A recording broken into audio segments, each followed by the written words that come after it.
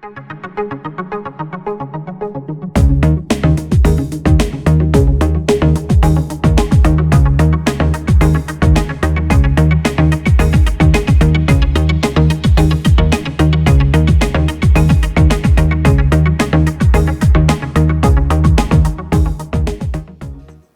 were given the highest award in Bhutan, the civilian award called the Druk Wangyal Award. You were the Prime Minister of Bhutan, the first democratically elected Prime Minister of Bhutan between 2008 and 2013, after an exemplary career in politics. You're a world leader. You're an inspiration to many, including myself. And you challenge the economic models of infinite growth. Your Excellency, welcome to Klagenfurt. Thank you. We've had a great day today, haven't we? Yeah. We've had some of the most fantastic speakers, haven't we? And some of the things that we've learned about, one of the things that we will remember forever is and ethicpreneurship. I'm going to start my questions by asking His Excellency what his definition is of ethicpreneurship. I think it's amazing that the brawn and the brain of entrepreneurship should be combined, intertwined with the sense and sensibility of ethics to take this world indeed forward from the ethical morass that this world is presently suffering from.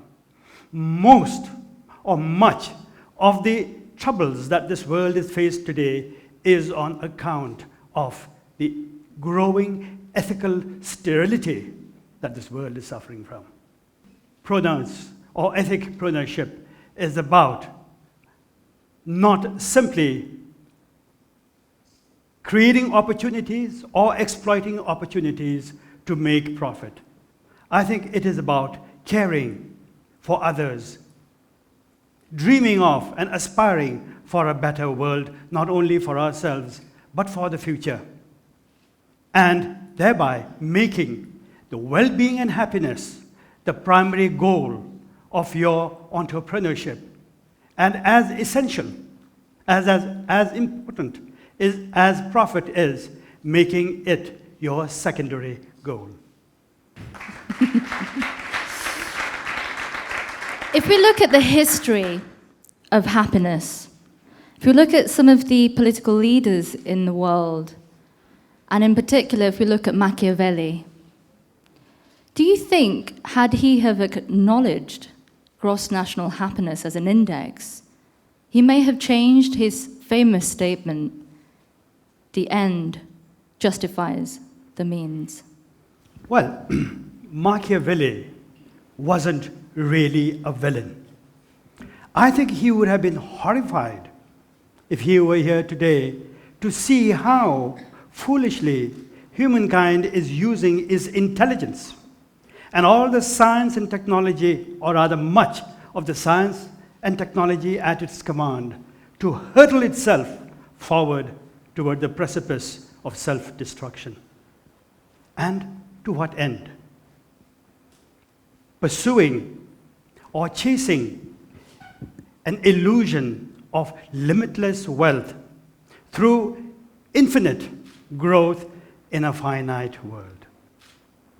I think he would have been shocked to see how we, as an intelligent being, are even destroying or have successfully destabilized the very life support system that enables us to survive on this planet.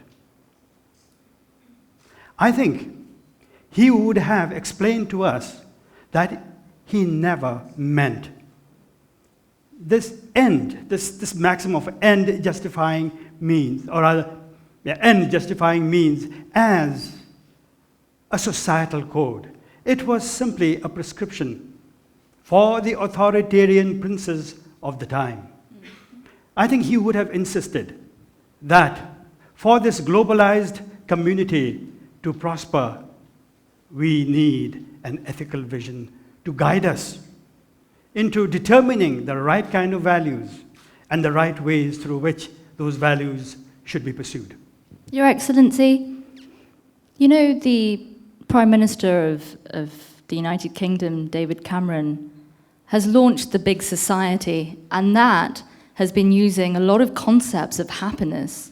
The Office of National Statistics in the UK has been challenging all of the indicators around the world to try and create some sort of a survey to ask the British public how happy you are. President Hollande, whom I travelled to Rio+20 with, also mentioned in his speeches that in the modern world, perhaps we've forgotten what happiness means. Your Excellency, do you feel that the recession has accelerated what you and your royal family have started? Yes, I do believe. Firstly, I do believe that in our pursuit of more and more of the less and less that we need, we actually forgot to pursue what is the most important value in our life, and that is happiness. Yeah. I think the financial crises, there being several, have indeed, I think, made us realize the failures or the fundamental flaws in the kind of model, in the kind of indicator that has guided our development process. The GDP-led model has failed us. And this, I think, among others, through these financial crises, have revealed to us that the wealth that we thought we had achieved, that we were pursuing, are indeed illusory, that its illusory nature was exposed by the financial crisis, during which we saw our life savings, our stocks, our homes, our jobs disappear overnight. Made us realize that there is something deeply wrong.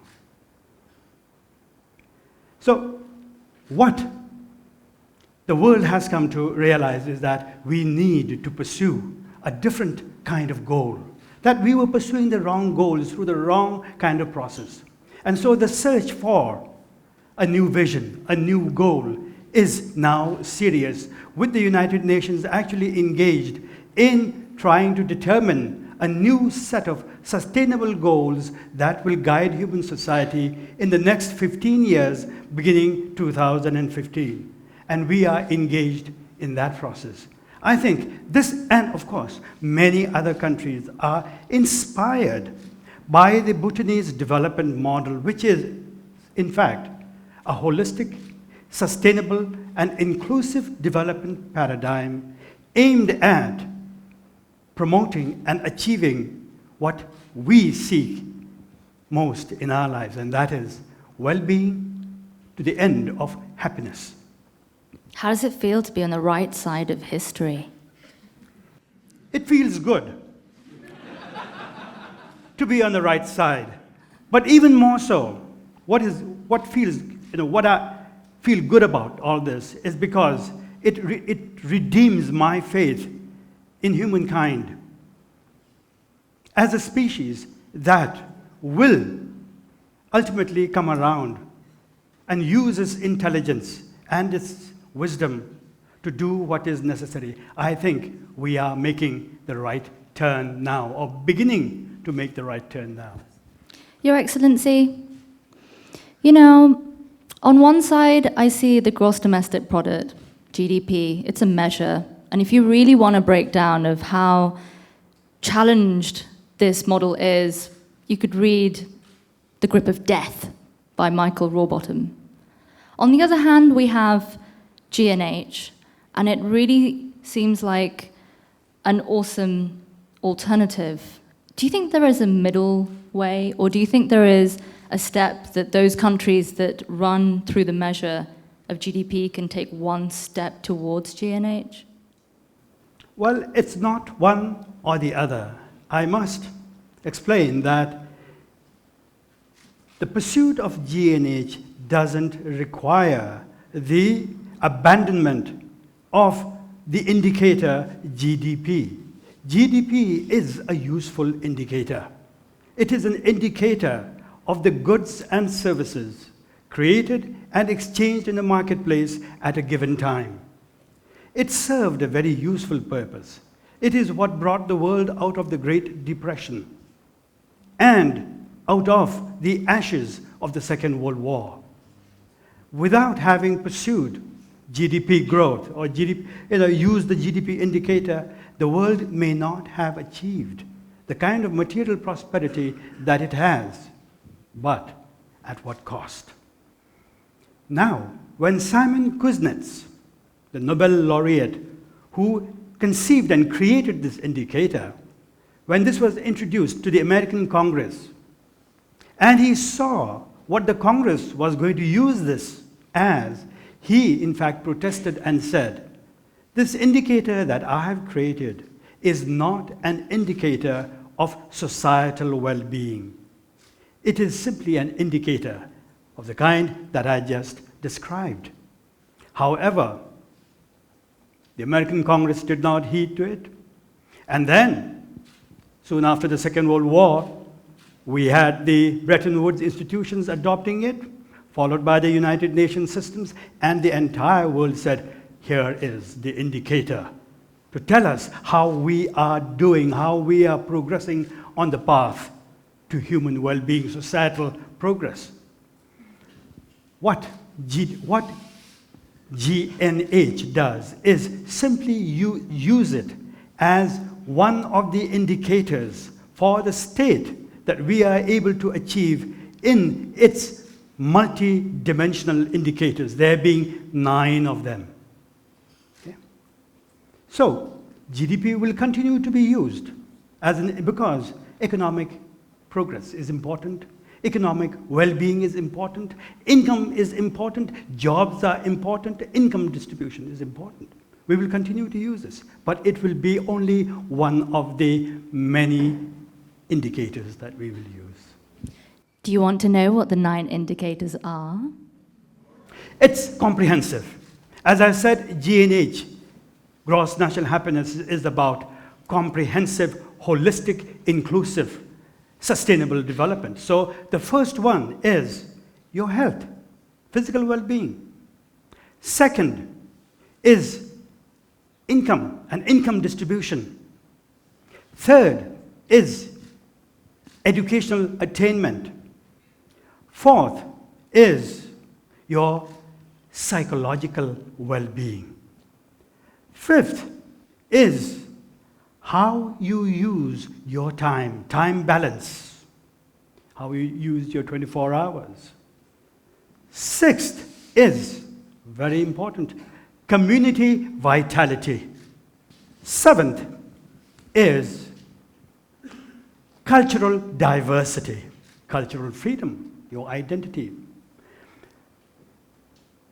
Eighth is, especially for a country located in the fragile Himalayas, ecological vitality and resilience.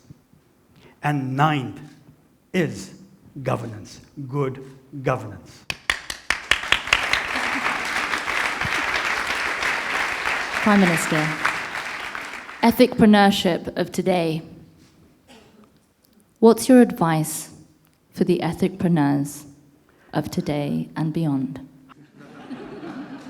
My only request, I won't say advice, my only request is that the responsibility of an entrepreneur and what we want, what this 21st century needs, are ethicpreneurs, not just entrepreneurs, not just people who are in pursuit of profit at any cost.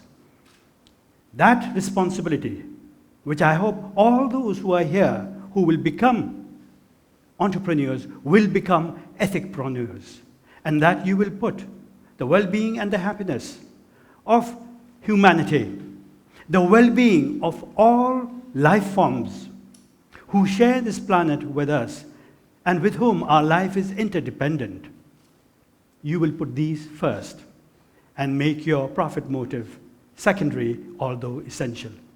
I wish you happiness.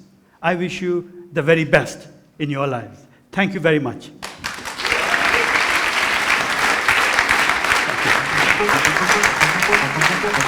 Thank you.